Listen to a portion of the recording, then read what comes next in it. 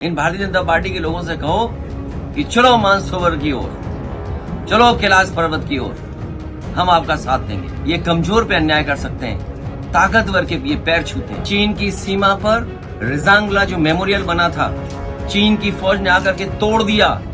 क्या ये भारतीय जनता पार्टी के लोग उसी जगह पर रिजांगला मेमोरियल बनवाएंगे कि नहीं बनवाएंगे? मैं संभल भी जाऊंगा और जो पीड़ित लोग हैं उनकी मदद भी करूंगा। और मेरे पत्रकार साथी, आपसे बेहतर कौन जानेगा यमुना किनारे क्या हुआ है। एक पत्रकार के पूरे कपड़े उतार दिए थे, याद है कि नहीं याद? तो ऐसे माहौल में हम और आप लोग हैं। संभल के लोगों की मदद हो, उनको न्याय मिले, और उसके लिए हमें चाहे लोकसभा में सवाल उठाना पड़े या लगातार हम लोगों को उसके लिए लड़ाई लड़नी पड़े, हम लोग संभल के लोगों को न्याय दिलाना चाहते हैं। उन्हें न्याय मिलेगा। जो संविधान या जो आर्टिकल कहता है प्लेसेस ऑफ वर्शिप एक्ट, उसको भी नहीं सरकार मान रही है। क्या खोदना चाहते हैं आप? मुझे तो ये समझ में नहीं आ रहा, भारतीय जनता पार्टी को कैलाश पर्वत नहीं दिखाई दे रहा है, मानसरोवर नहीं दिखाई दे रहा।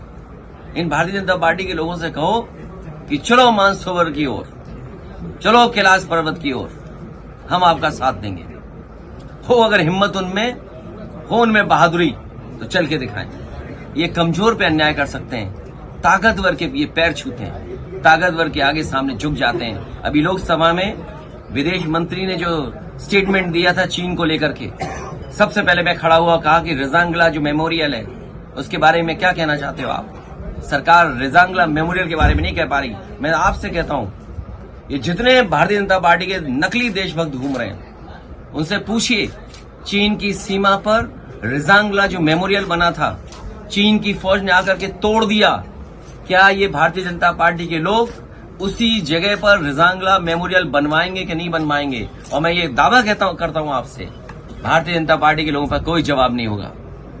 वो कभी कुछ नहीं कह सकते, क्योंकि चीन बहुत ताकतवर देश है।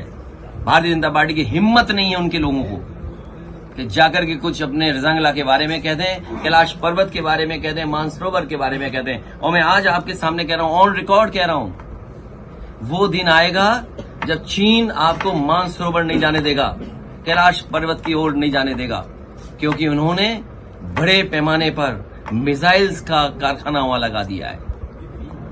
ये बात अगर गलत है तो बीजेपी के लोग कहें आकर के। केवल 12 किलोमीटर सड़क बनी थी, नेपाल ने आपके खिलाफ खड़ा कर दिया था। नेपाल को चीन ने लिपू लेक को लेकर के 12 किलोमीटर सड़क बनी थी, अगर आपको याद हो, नेपाल को आपके खिलाफ खड़ा कर दिया था।